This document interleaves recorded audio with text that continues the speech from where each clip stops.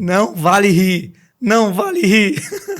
Parece meme, mas hoje a minha voz está um tanto quanto fria, senhoras e senhores. Seja bem-vindo ao ArrudaCast, esse podcast que fala sobre empreendedorismo, liderança, desenvolvimento pessoal, carreiras.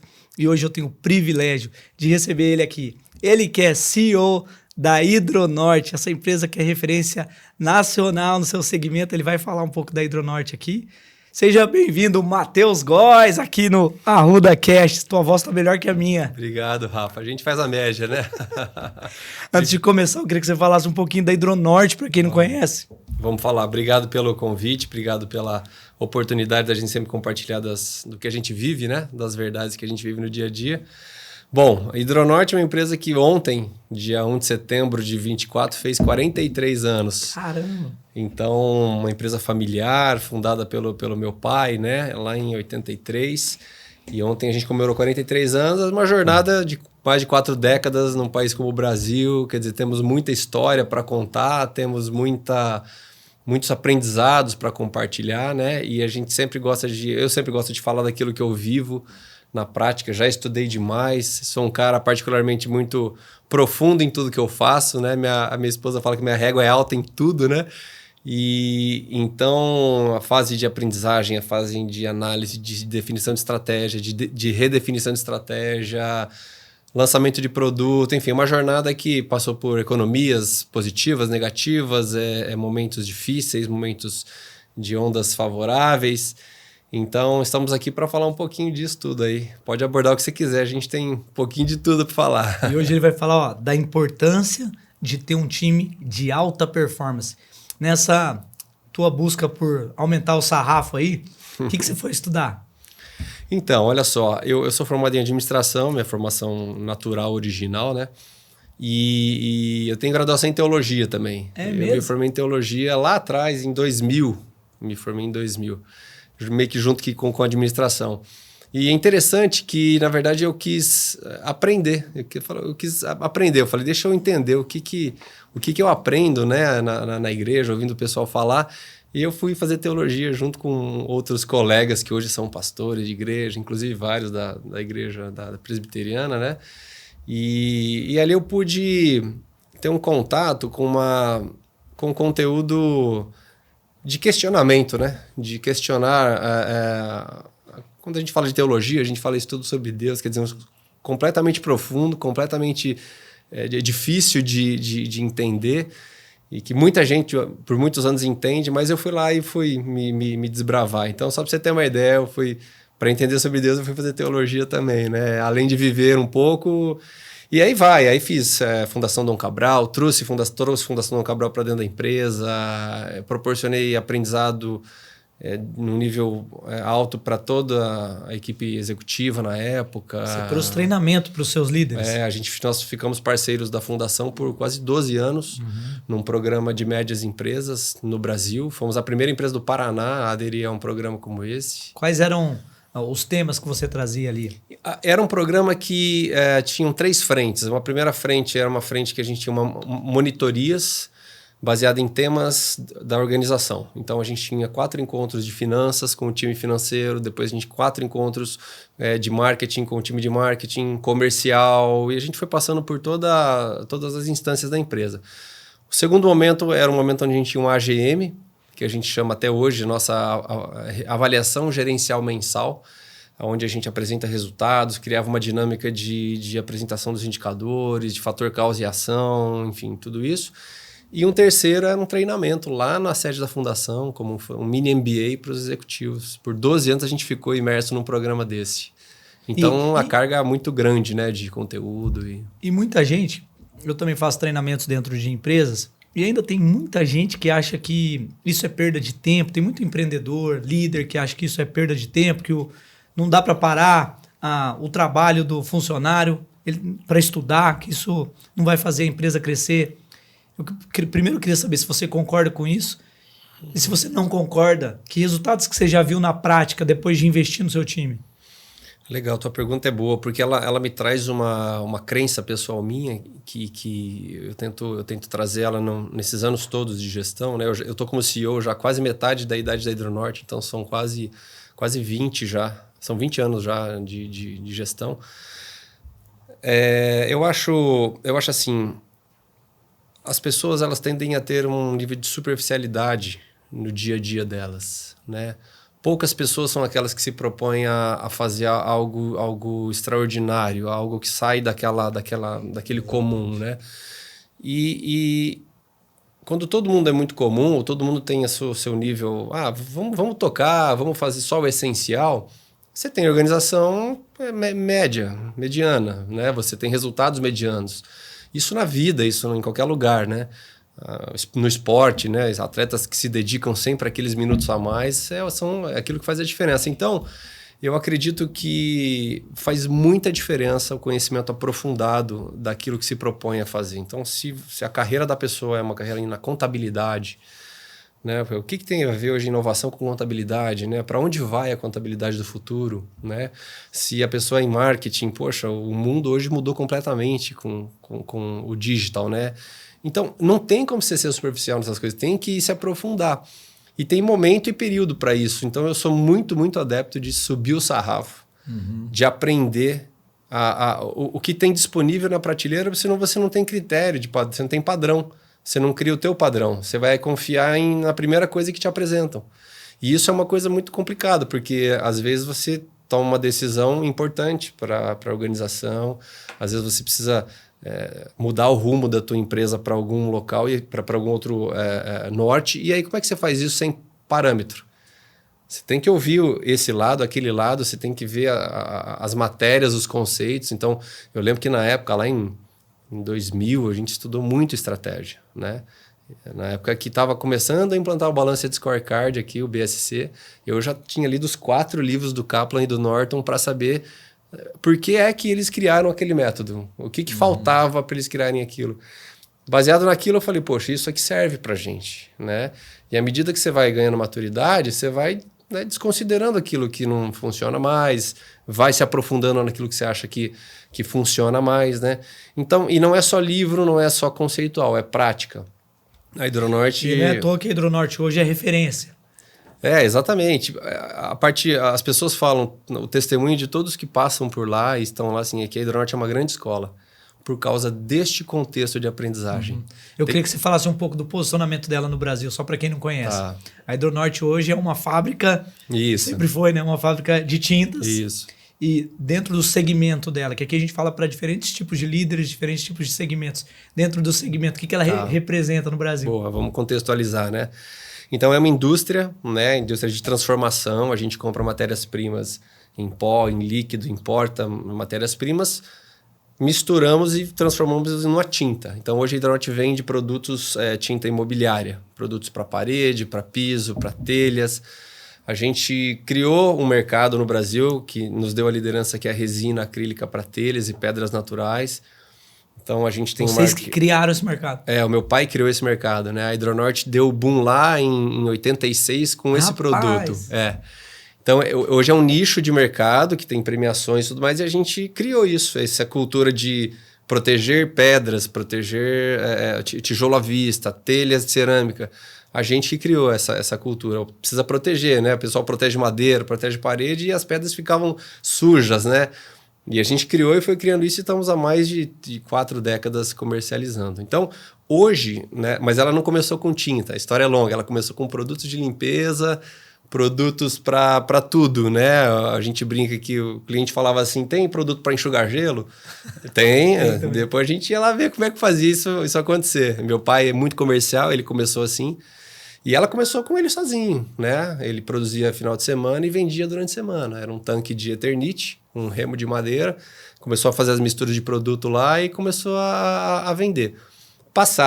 Depois de toda essa jornada, hoje nós somos um dos 10 maiores fabricantes de tintas do Brasil, né?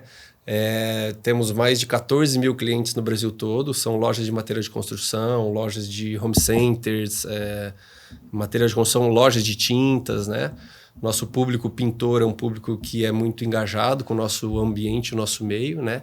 E a gente vende a nossa marca, a marca Hidronorte, e aí tem produto para tudo, né? Para portão, metais, madeira, parede, laje, piso. Sensacional. Na tua visão, qual que é a importância de se estabelecer, de criar uma cultura forte na empresa? O Rafa, a cultura, ela é... Por mais que ela pareça romântica, e hoje eu sou um... não sou um crítico, mas eu sou um pensador sobre essas culturas, ou sobre falar muito de cultura, porque ela remete mesmo a questões teóricas, Sim. muitas vezes, né? Frase bonita para postar no Instagram, né? Frase bonita, ou vamos fazer reunião com os funcionários, vamos dizer isso, mas na prática é o que se vive. Então a cultura, ela tem que estar... Deixa eu fazer de novo essa pergunta. O que é cultura na prática, então, para você? Como que vocês vivem a cultura lá? Então, a cultura nossa, ela é feita das pessoas. A cultura de uma empresa é a mistura da cultura das pessoas que estão lá. Se você não dá um tom como CEO ou como a família que está empreendendo, se você não traz aquilo que você quer, o jeito que você quer, cultura é o jeitão que a empresa caminha. E o jeito que as pessoas se comportam no dia a dia, né? Como elas decidem, como elas se relacionam, como elas batem metas, como elas se relacionam entre elas com os subordinados, com os superiores, né? Então, de forma geral, cultura é o jeitão que a empresa anda no dia a dia, né? E você vê isso quando você está lá dentro, não é numa apresentação de PowerPoint. Então, a cultura é uma mistura de desejo, porque a cultura ela precisa ir se adaptando à realidade. Exemplo, eu quero que minha empresa cresça 20% ao ano. Você não vai ter esse crescimento se você tiver uma cultura de paternalista, uma cultura que somos uma grande família, aqui somos todos amigos. Não, você tem que ter uma cultura de meritocracia, uma cultura de resultado, né? Aí depois você tem que ter uma cultura de celebração desse resultado para criar uma espiral. Então depende para onde você quer. Então a cultura é um pouco de aspiração com o que já existe, né? Aí uma cultura a gente tem valores, a gente tem a visão e missão, a gente tem o propósito, né? Lá dentro a gente tem um lado da cultura que a gente chama de crenças. Crenças é aquilo que, poxa, nos corredores é o que faz diferença. Vou te dar um exemplo. Temos uma crença lá que o dia que eu descobri que a gente era assim e eu consegui resumir isso numa frase, eu com o meu time de RH, né? Encaixou, fez sentido. É a seguinte: cremos que a verdade conecta pessoas e negócios. É uma crença da Hidronorte. Ou seja, numa empresa que tem uma crença como essa, a politicagem, o joguinho... Você já passa o recado, né? Você passa o recado. Então, galera, verdade na mesa, né? Vamos discutir ideias, não pessoas. Então, verdade na mesa. O que aconteceu? Por que atrasou o pedido? Por que faltou algum produto, né? E aí você consegue cair para dentro do problema. Ganha tempo, qualidade de relacionamento. E aí tem outras crenças. Então, a cultura é esse mix de a gente é assim, né? Nós queremos ser assim também. Queremos mais resultado, ou queremos uma empresa agora que seja inovadora. Poxa, uma cultura de empresa inovadora tem que ser uma cultura de gente que aprende. Né? Uma cultura que não tolhe o erro, né? Porque senão as pessoas vão tentar inovar, a inovação é muita tentativa, muito erro. Aí se você for caçar as bruxas do erro, você não tem cultura de inovação. Então, você sabe que um dia você falou assim, você trouxe aí a cultura sobre o que é melhor para a empresa. Teve um dia, né, Vini? Teve um dia que eu trouxe aqui no podcast um vídeo meu que está com... Maior vídeo com haters, está com 4 milhões de visualizações lá. E eu coloquei aqui nesse podcast, eu tava com voz no dia. E aí um dia eu escrevi assim numa folha para minha equipe, cada um fazia o que queria aqui. Não era da época do Vini, mas eu tinha um time que cada um fazia o que queria. Eu falei, e quem tá deixando isso sou eu. Eu tô permitindo essa cultura. E aí eu falei, a partir de agora, essa regra vai ser para todos nós, inclusive para mim, viu, Jansen? Eu escrevi assim na folha, todo mundo vai ter que responder essa pergunta antes de pedir algo. Porque eu falava assim, pode emprestar a câmera? Pode. Posso dormir aqui? Pode. Posso fazer daqui a casa da mãe Joana? Eu pode. Eu era sabe o chefe bonzinho? Sei. Eu era esse chefe bonzinho. Aprendi a ser bom, não bonzinho. E aí eu escrevi essa pergunta no papel. Eu escrevi assim, ó. A partir de agora, antes de pedir qualquer coisa para a empresa, escreve assim, o que é melhor para a empresa? Então, antes de você vir me pedir alguma coisa, pergunta para você, o que é melhor para a empresa? Posso chegar tarde amanhã? O que é melhor para a empresa? Posso sair mais cedo? O que é melhor para a empresa? Posso emprestar essa câmera? Você pode cair, quebrar? O que é melhor para a empresa? E aí o pessoal ficou bravo, porque o pessoal da internet, a equipe não. A equipe entendeu isso. E aí 2 pessoas saíram da zona de conforto e pediram para sair da empresa. E o time cresceu depois que essas 2 pessoas saíram da empresa. E aí esse time começou a produzir muito mais, porque as pessoas que ficaram realmente abraçavam a empresa. Eles estavam incomodados com as pessoas que estavam fazendo a farra aqui. Mas quem permitiu essa cultura fui eu, como líder. E eu entendi que eu estava errando. E eu entendi que isso também era cultura. Sim. Então, cultura é, no meu ponto de vista também, é tudo aquilo que a gente permite que aconteça. Tem empresas que têm a cultura de jogar sujeira para debaixo do tapete. Tem empresas que têm a cultura de procrastinar, porque o líder é procrastinador. Tem a empresa que tem a cultura, você falou do jeitão, né? De fazer gambiarra. Aí a entrega é sempre gambiarra.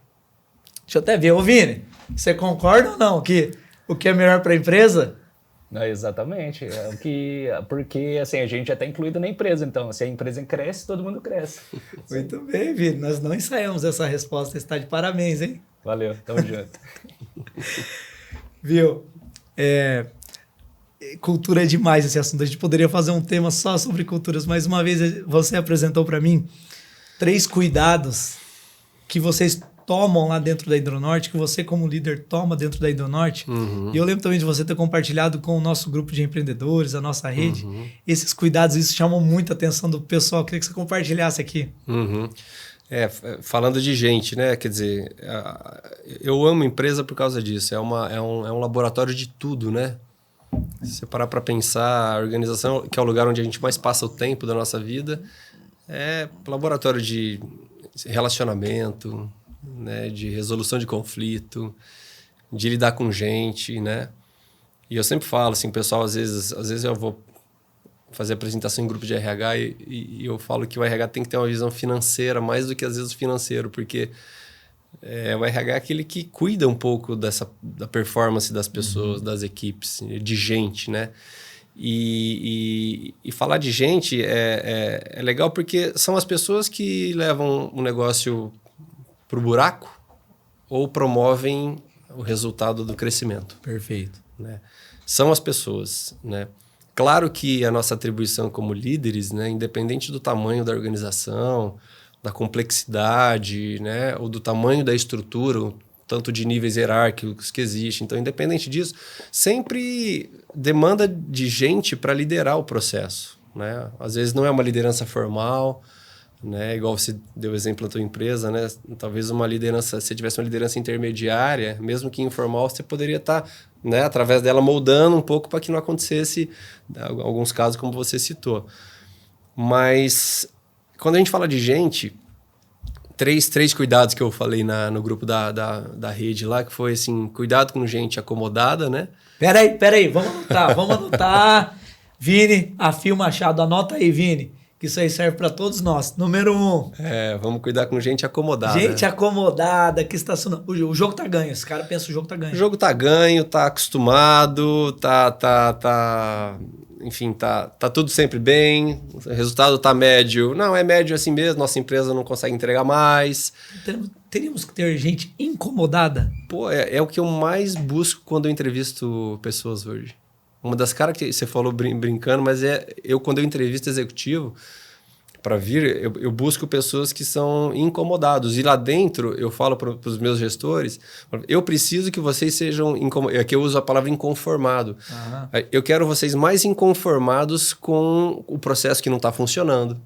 Ou com aquele problema que insiste em se repetir sempre naquele processo de atendimento do cliente ou algum processo lá dentro.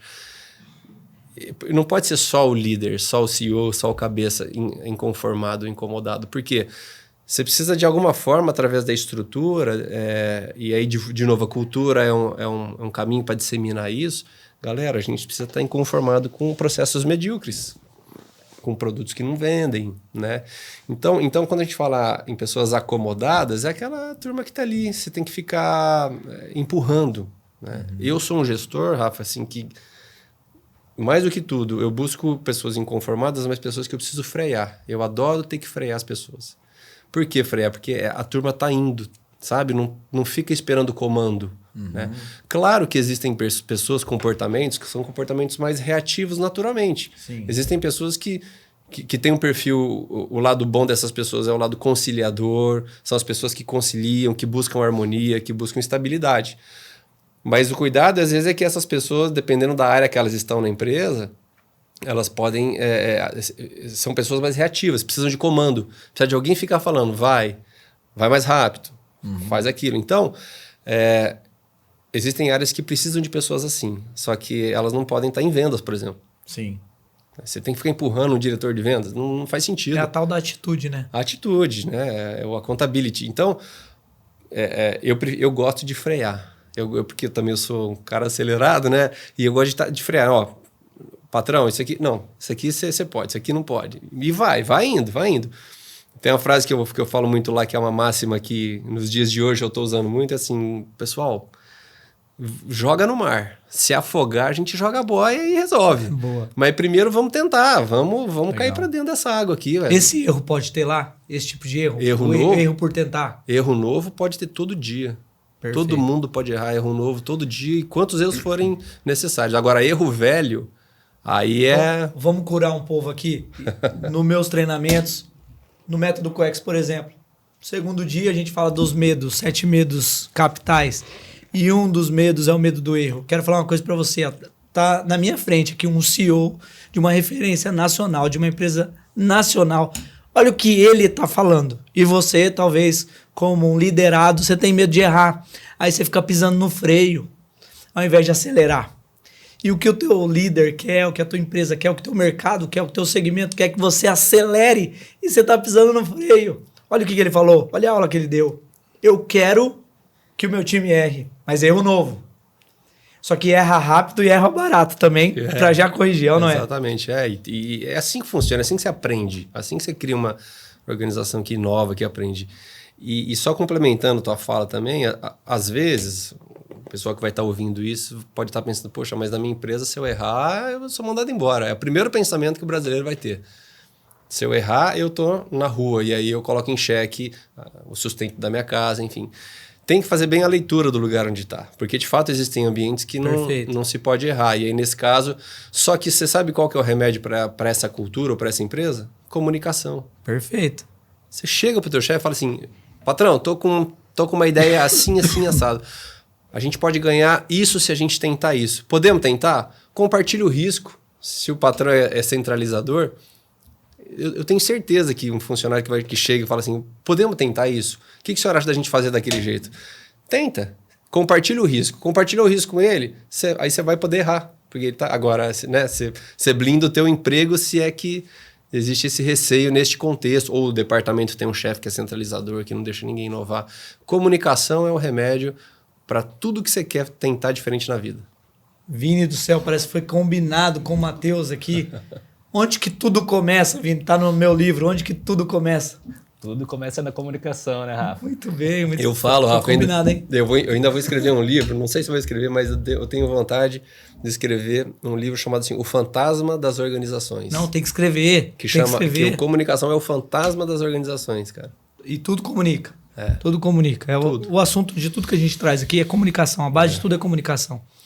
Tudo comunica. Quando eu não quero comunicar, eu também comunico. Isso. E esse cara que é o acomodado, ele está comunicando o tempo todo. Tá. Ele está comunicando que ele não quer crescer, ele está comunicando que ele não está disposto a levar a empresa para o próximo nível.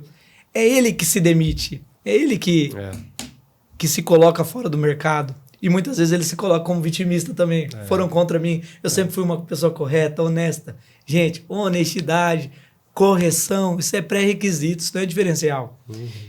Mas você ficar acomodado, eu até já pensei uma placa assim, ó. Incomodado sim, acomodado não. Gostei dessa. Fora os acomodados. Errar é permitido. Na verdade, errar é necessário. E o número 2? Segundo cuidado. Número 2 é a gente desalinhada. Que aí é aquela brincadeira que a gente fala. Você prefere ter um cara esperto, inteligente, que vai devagar, ou um cara meio burrão que é acelerado, né? Se ele estiver desalinhado, para onde que nós vamos caminhar? Então, o alinhamento nasce do topo. Perfeito. O alinhamento de tudo, né? Nós existimos para quê, como empresa? O que nós queremos caminhar, de que jeitão, a cultura. Nós queremos focar nesses produtos, a gente quer atender para esses clientes, a gente tem essa estratégia. Isso que você está falando é importante, porque o líder, a empresa, deve se posicionar antes. Por mais que você delegue, deve se posicionar. Então, tem líder que abre mão e fala, meu time. Exatamente. Perfeito. Então, assim, desalinhada, de novo, tem a ver com comunicação, né? Como é que você vai criar alinhamento de equipes, de pessoas e de níveis hierárquicos sem uma comunicação? Perfeito. Tem comunicação que você tem que fazer o ano inteiro. Campanhas, processos de feedback, campanhas na comemoração sempre reforçando a cultura, nas reuniões de feedback sempre falando um pouquinho sobre a cultura, sobre as metas, sobre cultura de resultado, né? Então, a comunicação é o elo para... Agora, gente desalinhada muitas vezes tem a ver com ausência de líder. Líderes ausentes geram pessoas desalinhadas, né?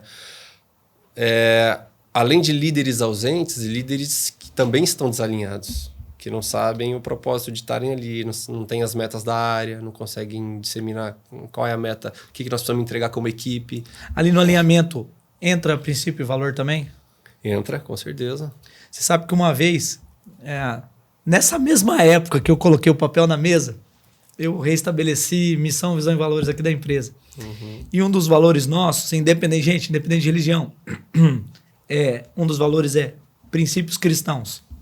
Viver princípios também isso é valor. Por que princípios cristãos? Porque não é sobre religião, é sobre o que o ser cristão é, né? Pensar, amar ao próximo, fazer o que é correto. Foi engraçado que quando eu posicionei a equipe disso, e a gente tem uma produtora de vídeo, e aí na semana seguinte veio uma pessoa assim, quero fazer um orçamento para fazer um filme pornô. E aí eu já respondi, falei, não está dentro do nosso escopo de trabalho. Muitas vezes, o empresário pode falar assim, não, eu separo as coisas, isso é profissional e isso é vida pessoal, isso é o que eu acredito na vida pessoal. Sim. E o que eu acredito na vida profissional é que a empresa tem que ter lucro. Sim. Mas lucro também é valor, né? Claro. A grande questão é a hierarquia de valores, qual valor vem antes e qual valor vem depois. E aí, o engraçado... E aí, depois desse, surgiram outros e a gente se posicionando no que a gente produzia. Então, a gente não aceita qualquer tipo de cliente e a gente não aceita qualquer tipo de trabalho. Por exemplo, teve uma vez um professor, ele queria ensinar algumas coisas que eram para destruir pessoas. Era um negócio meio obscuro. E a gente, pegando o material dele, dava para fazer algo incrível, sensacional. A gente ia acertar na comunicação. A gente recusou aquele trabalho. E ainda ele falou, você tem alguém para indicar? Eu falei, não tenho, porque eu não queria disseminar aquela mensagem que ele estava fazendo. A gente precisou um tempo dizer não e ficar esquisito no mercado. Mas o que é bacana que eu queria compartilhar com você hoje? Hoje a nossa equipe é inteira alinhada com o que a gente tem que entregar. E os clientes que vêm já sabem a linha de trabalho nossa. Então eles já não pedem mais, nunca mais vê esse tipo de pedido.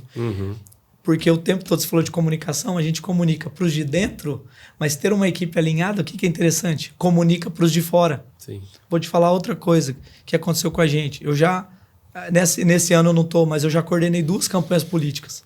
Campanha para deputado, campanha para prefeito, já coordenei. Como diretor e tudo mais. E logo no primeiro momento eu fiz esse alinhamento. Falei assim, não tem esquema. Eu quero jogar limpo, eu não quero ficar devendo favor para ninguém e é tudo no papel. Rafael, não, nunca iremos te propor nada diferente disso. Mas o que foi legal? O recado foi passado, esse alinhamento que você falou foi passado.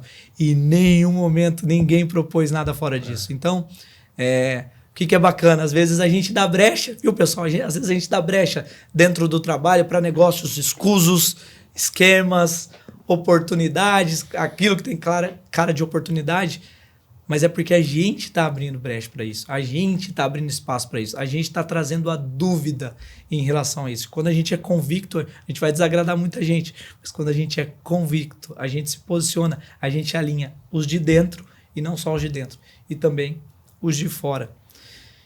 Cuidado número 3, Matheus. Boa. Gente adaptada. Esse é o cuidado número 3 aí. O que é gente adaptada?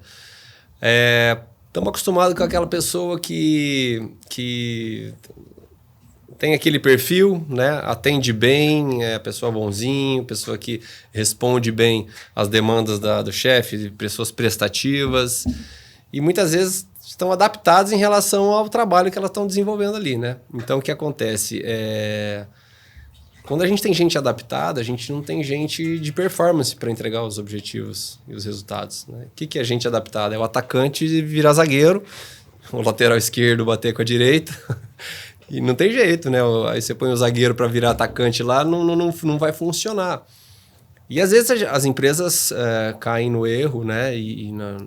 Às vezes até no erro sedutor de colocar pessoas que são boazinhas, encaixadas, que respondem bem, são prestativas, mas que não têm profundidade técnica, que não vai ter aquele inconformismo que a gente estava falando para poder questionar a matéria que ela tem profundidade, né? Então, montar times de alta performance tem a ver com não adaptar a gente em áreas, né? Só porque a pessoa tem um bom comportamento, vamos tentar ela na área tal. Mas não é a trajetória dela, não foi para aquilo que ela se preparou. E aí você tem uma empresa disfuncional, uma empresa onde os setores não funcionam, as pessoas não conhecem dos processos, e aí isso gera todo um caos. No fim do dia, quem paga por isso é o cliente. E o cliente é a razão de qualquer organização existir, né? Eu diria que isso tem a ver com análise de perfil comportamental também, não é? No que você é bom.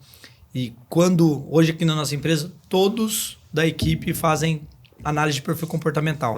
Pode ser aquela análise DISC, né? Tem o dominante, o influente, o estável, o conforme. Funciona. E aí, quando a gente aplicou isso e entendeu que cada um tem que fazer aquilo que é bom, nossa produtividade dobrou. O simples fato de você colocar as pessoas no lugar certo. A gente usa uma ferramenta lá que mostra exatamente o perfil natural das pessoas, né? Como elas são naturalmente, como elas estão fazendo a leitura do ambiente. Isso, vou dar um exemplo clássico. A gente chegou a ter, no momento de jornada da Hidronorte, alguns anos atrás, chegamos a ter 50 caminhões. A logística toda da Hidronorte era 100% feita por nós, para garantir a entrega do produto, no tempo certo, do jeito certo, com qualidade. E a gente usou essa ferramenta para escolher muitas vezes para contratar um motorista. E essa ferramenta trazia inclusive o nível de energia do motorista, né? O nível de energia que ele precisava ter, porque pessoas que às vezes vão perdendo a energia ao longo do dia, você fala, poxa, e é normal, tem gente que produz muito bem no começo, né, da manhã e vai caindo ao longo da tarde. Tem gente que começa flat e vai, e tem gente que está sempre alto. Como é que eu vou contratar um motorista que tem um nível de energia que vai caindo ao longo do dia, né? Esse cara não pode dirigir um caminhão à tarde, né? Então, são ferramentas que ajudam a gente a conhecer as pessoas e colocá-las no lugar certo delas, né? Então, um cara comercial, um cara que seja extrovertido, que seja ousado, que se comunique bem, uma pessoa na TI, uma pessoa que consiga pensar, que consiga, né, pensar antes de falar, antes de apertar o enter lá. Então, isso é muito legal. Mas, Matheus, não tem essa ferramenta, é caro, não existe. Dá para fazer mapeamento. Hoje na internet a gente tem vários acessos para entender quem é quem e dar uma organizada no ambiente, né? Perfeito. E qual o cuidado que você, líder, tem que ter? Existem ferramentas como o Matheus trouxe, que elas cruzam estudos. Eu não sei se já viu essa, que cruza o perfil comportamental com os valores que cada um leva. Eu até trago no meu segundo livro uma história de um cara que, por ele ser esse cara gente boa, por ele ser leal, por ele ser honesto, ele foi chamado para ser vice-presidente de uma empresa. Só que ele era da equipe de atendimento, de vendas, ele lidava com pessoas. E por ele ser uma pessoa confiável, ele foi chamado para trabalhar trancado numa sala, com planilhas e números. 0 pessoas, mas ele tinha uma placa na porta da sala, foi reconhecido publicamente. Então, o valor político dele foi lá em cima. Cara. E o valor do salário dele, que triplicou, também foi lá em cima. Ele queria ganhar muito. Mas no final de um ano, esse cara se viu doente. Rafa, tá cheio de gente assim. Ele foi enganado pelo valor dele. Exato. Engraçado, né? Tá cheio de gente assim. As empresas estão cheias de pessoas assim. E muitas vezes é normal. As pessoas vão escalando ali e você não sabe como chegou lá, né? Só que, de fato, gera pressão, gera enfado, gera peso, né? Quando você está adaptado. Pô, não. Eu admiro gente... Eu acredito demais nisso aí. Inclusive, eu tenho até treinamentos nessa área. É outro tema, viu, Jansen? Pra gente trazer aqui. é o tema do perfil comportamental, porque isso aí salva casamento, Matheus. Isso aí salvou meu casamento, falar pra você. Verdade. Eu sou um perfil, a Gabi é completamente outro perfil. E a gente só se chocava. Verdade. Então hoje a gente fala pra casais, por exemplo, traz esse assunto. Porque não adianta um tentar ser o outro. E um querer que o outro seja querer igual, mudar, se você impossível. não entende de perfil. Por exemplo, o Vini aqui, ó. Por que eu peço pra ele falar? Né? Hoje a gente tá só ouvindo a voz do Vini. Qual perfil será que é do Vini, né, Vini? Hã? Você gostaria, Vini, de trabalhar numa sala trancadinho, com uma planilha, com números? O que você acha disso? Eu acho que eu ficaria doente também. Precisa ver gente. Por isso que eu peço pro Vini falar, porque ele é influente, ele precisa falar. Se você pedir pra ele falar, ele sempre vai ter algo que falar. Viu, Vini? Com certeza. O Vini é só amor, ele é focado em pessoas. Sempre temos algo a compartilhar. Olha lá, viu? Muito bem, muito bem. Então, Rafa, só resumindo assim, as três ciladas, né? Quando a gente fala vamos gente, resumir. assim, gente acomodada, né? Que a gente falou, desalinhada, e em terceiro, gente adaptada. Não é regrinha, mas eu vivi muito isso já, e eu falo que são riscos para o negócio quando a gente tem momentos onde a gente tem muitas pessoas com esse tipo de perfil. Assim. Agora, Matheus, eu tenho entrado em algumas... Eu tenho o privilégio, isso para mim é um privilégio, entrar nas empresas e entender os problemas das empresas, entender o real problema das empresas ali para trazer uma solução. Mas o que eu tenho visto em diferentes setores, empresas de diferentes tamanhos, não sei se de alguma forma você passa por isso lá, pelo jeito não, mas tem empresas que estão reféns do seu time. Ou seja, o cara é ruim de serviço, não está alinhado com princípio e valor, o cara se adapta o tempo todo, ele traz esses três cuidados, ele traz como característica ruim, e a empresa não abre mão dele porque não está encontrando profissional no mercado. E tem medo de perder. Então ela se tornou refém do funcionário. Como é que você vê isso? E que solução que você traz para resolver esse tipo de problema? Tem que criar um padrão novo para a pessoa que toma a decisão de trocar essa pessoa ou não. Né? Você está falando de uma pessoa que está no topo ou está no nível... Todos os segmentos. De chão de fábrica. Entendi. A encarregado. Esse comportamento ali acontecendo, né? E o líder não querer abrir mão dele, falar, é a única coisa que eu tenho. Tem que criar um novo padrão. Sabe o que é o novo padrão? Vai visitar algumas empresas e vai ver gente voando. É só conhecer um executivo, outro. Vai ver gente que está... A gente conhece as pessoas no papo, né? No bate-papo. A gente sabe quem que está respirando, quem está motivado, quem que está a fim de subir, de crescer, de deixar um legado. Vai conhecer gente assim, e aí vai começar a criar parâmetros em relação àquilo que está sempre na nossa frente ali.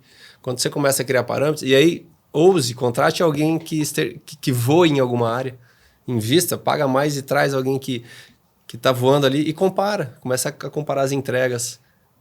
Cara, a decisão vai ser assim, ó, como tirar um dente mole ali. E o líder não pode ter medo de liberar o cara para o mundo. É que o medo ele existe e ele é real enquanto ele não tem, enquanto ele não está abrindo, é o conto da caverna lá de Platão. Enquanto ele está olhando para aquela sombra e achando que aquela sombra é um gigante, vai ficar daquele jeito para sempre. Porque o medo da sombra está fazendo com que ele decida não sair da caverna. Agora, vai conhecer o mundo, vai ver gente, vai ver empresa que está indo bem, vai pesquisa, né? O TBC, tira a bunda da cadeira, que eu falei com o Jansen agora há pouco. Vai rodar, cara. Eu, na minha fase... Eu tive uma fase que eu fui para a área comercial. Nós contratamos um diretor comercial de multinacional, eu entrevistei, fiz headhunter, entrevistei mais de 15 executivos, contratei. E depois que esse diretor saiu da empresa, eu falei, agora eu preciso de um momento comercial. E fui para a rua. Passei 3 anos na rua, visitando o cliente, para conhecer. 3 anos? 3 anos como diretor comercial, além de acumulando o cargo de CEO também, para poder entender o cliente, entender as necessidades do negócio, entender o meu time, quem é quem nessa história. Então tem que ter o tira-bunda da cadeira, tem que rodar. E aí eu tive que cair para dentro dessa área comercial para entender e criar um novo padrão para eu poder tomar decisão de quem eu queria na minha equipe, que time que eu queria montar. Sensacional. TBC, gente. TBC. O tema de hoje da nossa conversa é a importância de se ter um time de alta performance. Eu quero mudar esse tema aqui no meio do nosso... Não estou enganando não, viu, gente? Mas eu quero fazer justamente o contrário. O que a empresa perde por não ter um time de alta performance? Poxa, eu acho que a empresa perde razão de existir. Pesado, hein? Porque se você não tem um time que entrega resultado para aquilo que ela se propõe a existir, para que ela existe? Toda empresa tem um potencial gigante de entrega. Toda empresa que existe por si só, ela só existe porque alguém viu valor naquele produto, naquele serviço. Já é uma vencedora. Já é uma vencedora. Só está sendo mal gerida, ou está desalinhada, ou está perdida no cenário competitivo. Põe um cara maluco lá para entender o negócio, para testar coisa e para lançar para você ver se ela não vai. Toda empresa que existe, ela existe porque ela já tem um propósito. Ela pode ter... Pô, Matheus, mas a minha empresa é muito nova, mas se você está já 1 ano vendendo, alguém está vendo valor naquilo. Captura da onde que está vindo esse valor. Tem que... A empresa tem que ir ao divã todo ano. Tem que sempre estar... minha empresa tem 20 anos e agora está sendo ameaçada pela internet e estamos à frente de um colapso. O valor que viram lá no passado existe ainda? Não existe mais. Então, acaba e começa um outro negócio com algo que as pessoas senão queiram. se torna justificativa, né? O tempo todo ele fala, eu quebrei por conta... Gente, eu já tive locadora. Já tive locadora de tinha VHS, depois foi pro DVD. Pois não é. adiantava brigar. Pois é, tem que ter a sabedoria de decidir parar também, né? Pois é. Agora, hoje a Hidronorte está com quantos funcionários? A gente está com 200 funcionários, mais 130 homens de vendas, Brasil todo. E hoje atendendo 14 mil clientes. São 14 mil clientes diretos e indiretos. A gente vende para distribuidores, então chega em 14 mil pontos de venda hoje. Uma dúvida que vem muito aqui, a gente atende pequenos, médios, empreendedores. É a tal descentralização do poder ali. O cara que centraliza tudo está sofrendo. Uhum. E ele não consegue passar o bastão. Qual que é a estratégia, qual foi o aprendizado que vocês trouxeram ao longo desses 43 anos que vocês utilizam hoje lá para descentralizar? Porque você não dá conta de atender 14 mil clientes, né? Não, é impossível. A centralização, pessoal, gera o que numa empresa? Lentidão. A principal coisa é lentidão. E a lentidão, ela não aparece assim no mês 1, no ano 1. Ela vai aparecendo através de ineficiência no processo. Então, ela começa a aparecer quando você começa a ter muito cliente saindo da tua carteira, desistência de gente comprando. Ela é meio lenta, né? É uma morte lenta. Por quê? Porque a centralização, ela burocratiza, ela gera ineficiência, né? E você perde agilidade. E nos dias de hoje, poxa, agilidade, ou você é o maior, ou você é o mais rápido. Ou tem que ter uma das duas características. Eu quero, né, empresas grandes, maior, muito difícil às vezes ser num setor, né? Então tem que ser rápido. É o que eu falo para o meu time. Falei, a gente é uma das médias empresas. A gente não é a maior empresa do Brasil, né? Estamos entre as 10. Nós temos que ser mais rápida. Só dá para ser mais rápido com gente que sabe jogar o jogo, sabe o que faz nas suas áreas e tem autonomia para isso acontecer. Tem que ter autonomia, né? Para ter autonomia tem que ter confiança. Para ter confiança, você tem que ter uma cultura, um ambiente com verdade na mesa, com as características que você vai construindo, com celebração de resultado, distinguindo quem bate meta de quem não bate. Né? Quem começa a não bater meta, você começa a ter que... Né? Treinamento, não deu turnover, gira, põe gente que bate meta, aí você começa a ir subindo, é como um equalizador, aqueles tojos antigos, lembra? Aqueles equalizador de carro, né? Que você vai equalizando agudo, grave, nunca sobe tudo retinho. Às vezes você acertou o comercial, agora tem que arrumar o marketing. Putz, produção, agora operações, agora ficou para trás. Agora você sobe, daqui a pouco o comercial precisa de novo. Essa é a equalização de gente, né, Rafa? Perfeito. E eu não sei se você pode falar aqui ou o que você pode falar aqui, você compartilhou com a gente, e aquilo chamou muito a atenção. Eu lembro do nosso grupo lá. Vocês fizeram uma premiação uma vez na empresa de vocês para todos os funcionários, todos. Você contou para mim que parece que era desde da faxineira até o executivo. O que você pode contar disso? Fizemos. Cara, foi o ano passado que aconteceu isso. Foi uma premiação que a gente fez para todos os colaboradores. É um plano que a gente chama um programa UAU, né? Que é um UAU de surpresa. de superação dos resultados em mais de 30% da meta que a gente estipulou. Então, a gente tem as premiações de bônus anual para os executivos. Esse bônus também serve para todas as pessoas, nos níveis hierárquicos de todo mundo. E o UAU era aquilo que ultrapassasse o resultado em 30%, 50% desse recurso a gente distribuiu com os funcionários. Então, foi um momento onde a gente alinhou muita coisa, a gente estava com times de alta performance trabalhando, produtos alinhados, a empresa voltada para o cliente, todo mundo engajado para entregar, para produzir, para expedir, para carregar o caminhão, para vender, para comprar, toda a operação. E a gente foi mês a mês batendo resultado. A hora que foi chegando no final do ano passado a gente entregou o resultado em outubro, o resultado estava dentro de casa. Quando encerrou dezembro, a gente bateu esse número, ultrapassou e nós distribuímos R$1.700.000 em prêmio para todos os colaboradores, o mesmo valor para todo mundo. Então, Poxa, o diretor... Genial. O diretor ganhou um recurso, mas as pessoas de salário menor, né, de chão de fábrica, ou pessoas que têm um salário menor, chegaram a ganhar 5 salários, 4 salários com esse programa. Uau. O que isso significa? Matheus, você está contando historinha para... Cara, é celebração de uma cultura de resultado. Comemoração de resultados de alta performance. Resultados extraordinários, comemoração, salário, remuneração extraordinária. É assim que eu vejo que funciona. Eu fico imaginando o clima lá dentro, quando tava chegando na reta final, como que era a frequência lá dentro. As pessoas estavam sonhando. Um colaborador comprou uma casa, o outro quitou, ajudou, né, a dar parcela para trocar de casa, o outro quitou a moto que estava devendo, o outro resolveu pegar e programar uma viagem com a família que nunca tinha feito. Um ajudando o outro mutuamente. Então, foi uma organização. A gente tem até testemunhas disso, né, nos vídeos das redes sociais da Hidronorte. Acho que no meu LinkedIn, no meu Instagram também, eu compartilho. A gente tem vídeo que tem alguns testemunhos das pessoas, né? Um presenteou a mãe, o outro... Foi um negócio muito legal. E esse ano nós estamos nessa rota de novo.